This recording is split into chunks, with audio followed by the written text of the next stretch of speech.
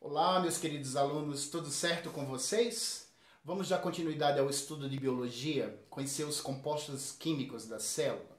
A gente já conheceu os compostos inorgânicos e vai dar continuidade ao estudo dos compostos orgânicos. Hoje a gente vai conhecer de forma mais detalhada os lipídios, esse grupo de compostos orgânicos muito presente nos seres vivos, principalmente nas células vegetais e nas células animais. Esse grupo apresenta como características as seguintes. São compostos orgânicos, assim como os carboidratos, que a gente já conheceu na aula anterior. Então, na composição química deles, há a presença dos elementos carbono, hidrogênio e o oxigênio. São substâncias apolares. O que é que significa dizer apolar? Apolar é porque não existe diferença de eletronegatividade entre os átomos da molécula. Por exemplo, na água, a gente conheceu, lá quando a gente estudou os compostos inorgânicos, que a água é uma substância polar. Por quê? Porque ela tem um polo positivo e um polo negativo. Então, existe diferença de eletronegatividade. O oxigênio, por exemplo, apresenta carga elétrica negativa e os hidrogênios, cargas elétricas positiva.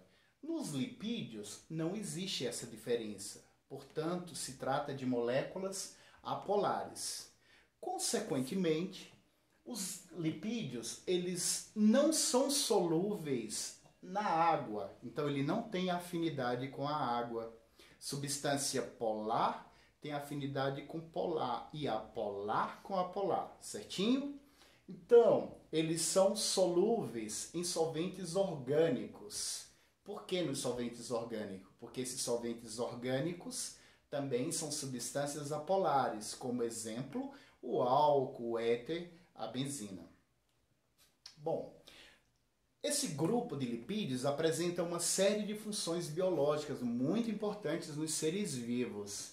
Então, são isolantes térmicos.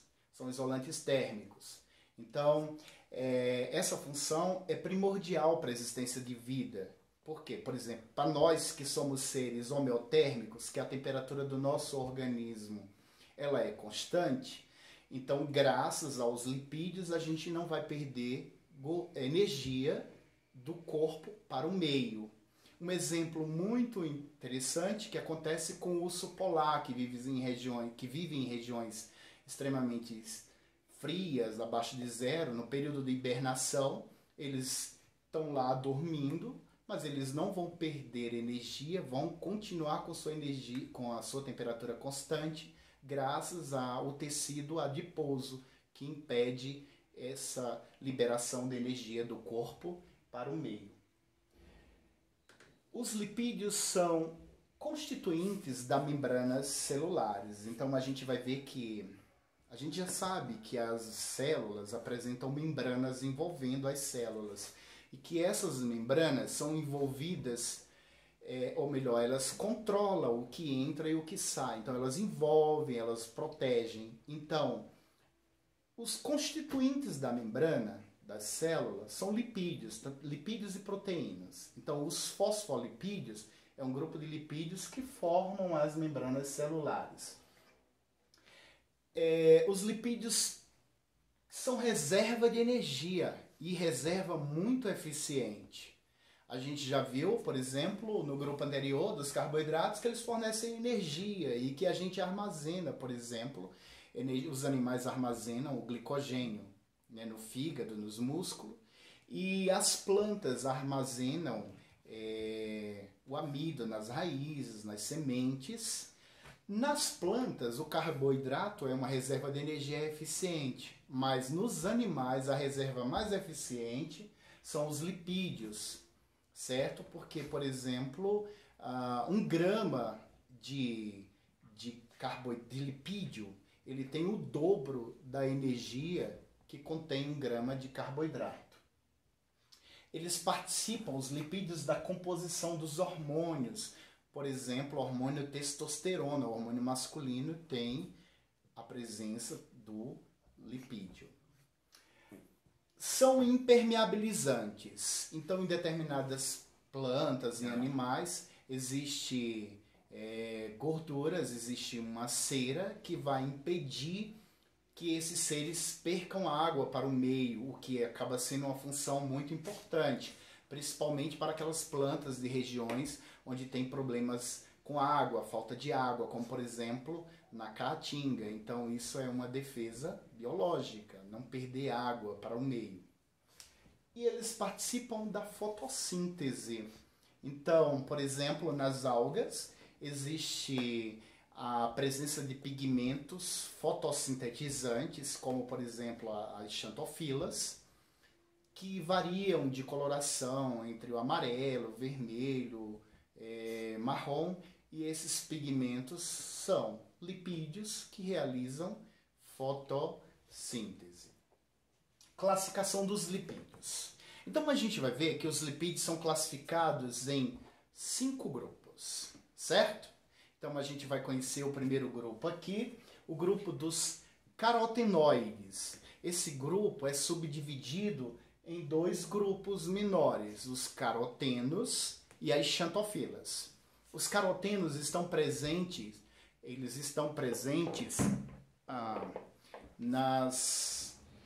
nos vegetais, como por exemplo na cenoura. A coloração alaranjada da cenoura é graças à presença do caroteno. Já as xantofilas são pigmentos que estão presentes nas algas, que eu já falei para vocês anteriormente, que vai variar a coloração do amarelado, marrom, avermelhado aí. E esses pigmentos realizam a fotossíntese desses seres vivos aí. Os carotenos, eles são importantes para a gente, porque é precursor da vitamina A. Faltando essa vitamina A, a gente vai ter problemas na pele, problemas de visão. O segundo grupo que eu quero apresentar para vocês é o grupo dos glicerídeos, destacando entre eles os triglicerídeos. Esses triglicerídeos, como o próprio nome fala, tri-3, são lipídios constituídos por 3 cadeias de ácidos graxos ligado a um glicerol, que é um tipo de álcool. E eles, como eu já falei para vocês também, é a forma de reserva energética mais eficiente que existe nos seres vivos. Desculpa. Aqui eu quero apresentar para vocês um esquema de um triglicerídeo. Então a gente tem aqui, olha só, os 3 ácidos graxos. Vejam esse quadradinho preto aqui com essa molécula OH, que é uma hidroxila, representa um trechinho de um ácido graxo. Veja que são 3, por isso triglicerídeos. Esses 3 ácidos graxos vão se unir a uma molécula de glicerol, ok? Vejam que nesse ponto aqui, nesses pontos é onde estão ocorrendo as ligações, a união. Então eu tenho aqui um grupo OH do ácido graxo que se une com o hidrogênio do glicerol. Vejam que aqui eu vou ter 2 átomos de hidrogênio com 1 de oxigênio. Logo eu vou formar uma molécula de água. Como são 3, então está sendo formado 3 moléculas de água. Nesse caso, está ocorrendo uma síntese por desidratação. Por que desidratação? Porque nessa união aqui, 3 moléculas de água saem. No lado oposto aqui da figura, eu já tenho aqui o triglicerídeo montadinho, certo? Se eu quiser separá-lo, eu vou ter que trazer de volta, vai ter que entrar aquelas 3 moléculas que saíram. Quando essas moléculas entram, as moléculas de água, então vai ocorrer o quê? Uma hidrólise. Hidro, água, lise, quebra. Então vai ocorrer uma quebra por meio da presença de água. Quero mostrar nessa tabela aqui para vocês os exemplos de triglicerídeos. Então a gente tem aqui o óleo e a gordura. Os óleos que estão principalmente nos vegetais. Então a gente consome esse óleo, por exemplo, óleo de girassol, óleo de milho, azeite de oliva, tudo são óleos, certo?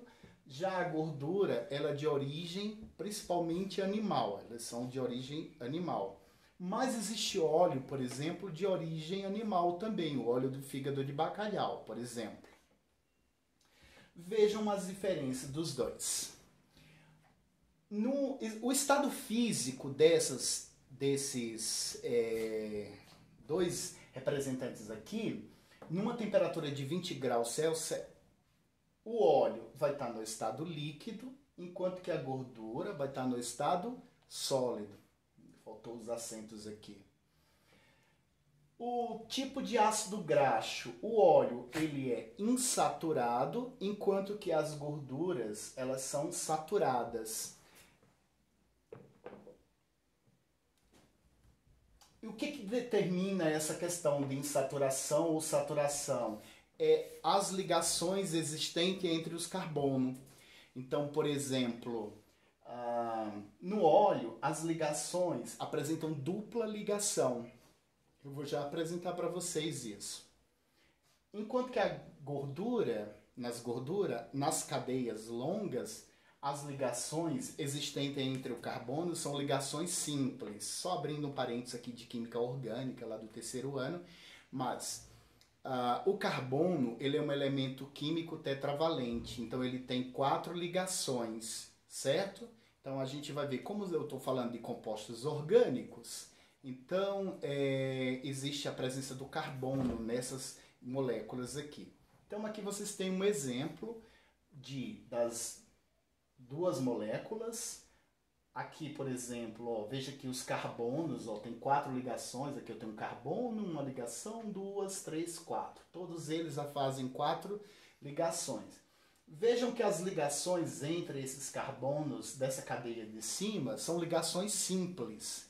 Portanto, se trata de gordura saturada.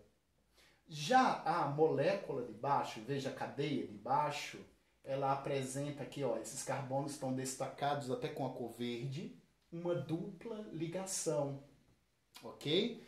Se tratando então de ligações de gorduras insaturadas. O que a indústria faz aí com as gorduras, com a margarina, por exemplo? A margarina, você olha lá no rótulo, é uma gordura de origem vegetal, mas ela não é líquida, os óleos, não é líquido. E a margarina não tem um estado físico sólido, certo? Por que ela apresenta esse estado sólido? Porque no processo de industrialização é acrescentado hidrogênio, quebrando essa dupla ligação aqui. Então, nesse caso, por isso se fala de gordura hidrogenada ou gordura trans, que não é uma gordura interessante para a gente, porque elas causam problemas cardiovasculares, como entupimento das artérias, chamada de aterosclerose. Bom, o terceiro grupo de lipídios que eu quero apresentar para vocês são os fosfolipídios. Os fosfolipídios, que eles são constituintes, que eles formam uma membrana da célula.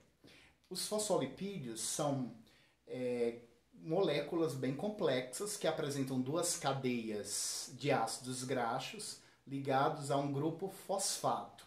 Essas cadeias de ácidos graxos, elas não têm afinidade com a água, se chama hidrofóbica.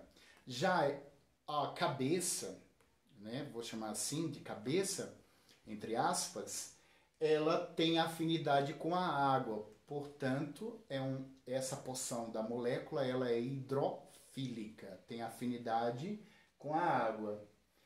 São moléculas anfipáticas. O que quer dizer exatamente isso que eu expliquei para vocês? Uma porção da molécula tem afinidade com a água e a outra não tem. Uma é amiga da água, um lado, o outro não.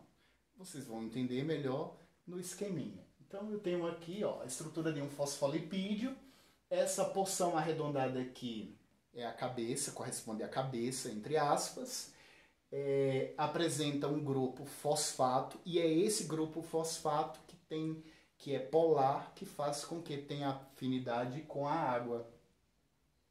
Já essas cadeias longas de ácidos graxos são apolares, então não tem afinidade com a água. Portanto, a cauda, que é representada por essas cadeias, ela é hidrofóbica. Fobia, medo. Medo de quem? Da água. Hidrofílica, filia, amiga. Hidro, água, amiga da água. Então, esse lado aqui tem afinidade com a água, enquanto que esse aqui não tem. Por isso que os fosfolipídios são extremamente importantes na formação das membranas celulares. E aqui eu tenho um trechinho representando um pedacinho da membrana. Vejam que a membrana celular ela é formada por uma bicamada, ou seja, duas camadas de fosfolipídios. Então eu tenho aqui uma camada e uma outra camada. Imagine vocês que isso aqui representa uma membrana de uma célula. Então, dentro da célula, qual é a substância mais abundante? Água, certo? E fora da célula, a gente está falando de seres multicelulares. Entre uma célula e outra existe um espaço. Esse espaço é preenchido por água. Então, tanto dentro como fora da célula existe água. Então, vejam só, essas cabecinhas aqui dos fosfolipídios fica voltada para o lado onde tem água. Enquanto que a cauda, que é hidrofóbica, fica uma protegendo a outra, fica meio que fugindo da água, para não ter contato com a água. Essa é a importância dos fosfolipídios na formação da membrana plasmática. Bom, o penúltimo grupo dos fosfolipídios que eu quero apresentar para vocês são os cerídeos, as ceras, por exemplo, que eu já antecipei para vocês um pouco. As ceras estão presentes, por exemplo, nas pétalas, nas folhas dos vegetais, então elas formam a barreira que impede a saída de água desses seres, o que é interessante nas regiões secas para a economia de água. Nos animais também existe, por exemplo, essa participação na impermeabilização, como por exemplo nas aves tem uma glândula oropigiana, não sei se eu já falei para vocês anteriormente, mas ela impede que a água atravesse, molhem as penas e chegue até a pele. Então evita a perda de água. As abelhas também produzem cera, que na verdade vai ser a matéria-prima para fabricar a colmeia. Veja que a colmeia muitas vezes estão aí na chuva e não vai ter problemas, não vai se dissolver, porque a matéria-prima é de lipídios. A cera do ouvido nossa também acaba sendo uma barreira, né? Uma barreira que vai dificultar a entrada de água, de micro-organismos, por isso que não é interessante usar aqueles bastões, certo?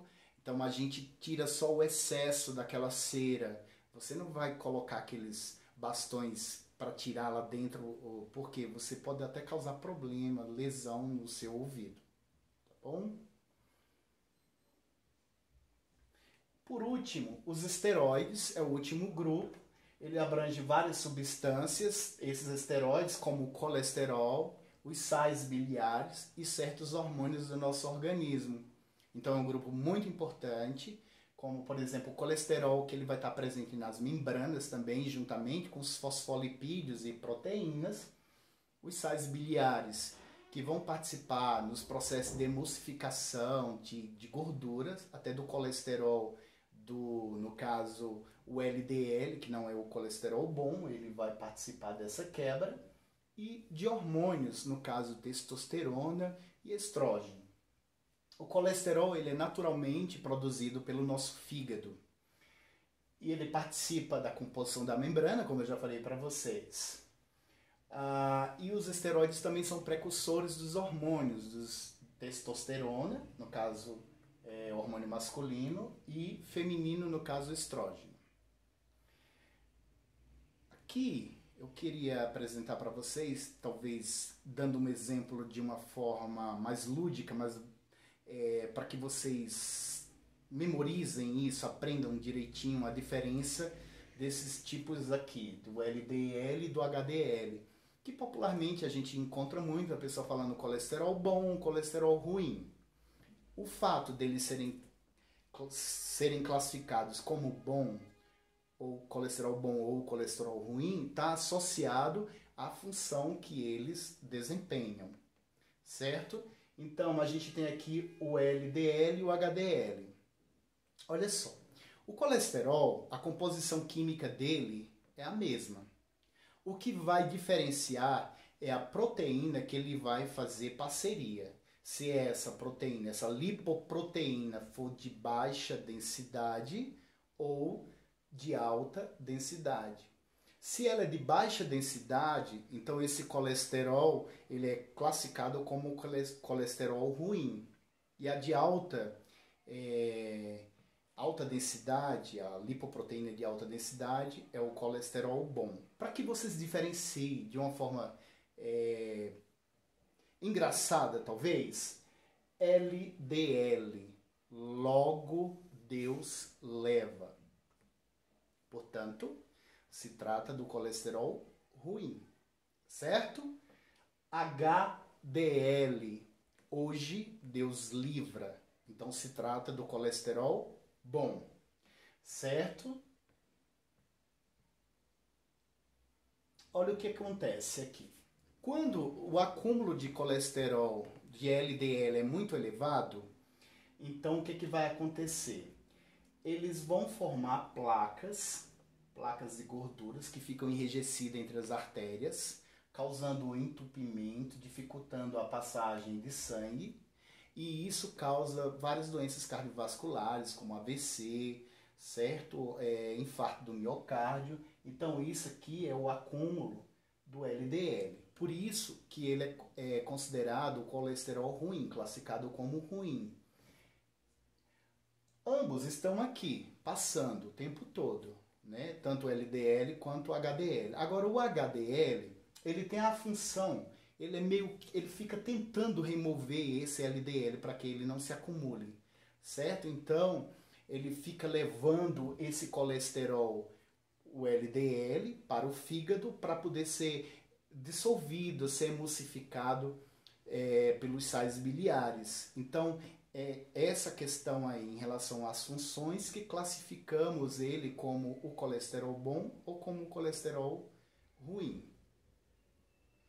E por hoje, essa aula é exatamente isso. Depois a gente dá continuidade com outro grupo.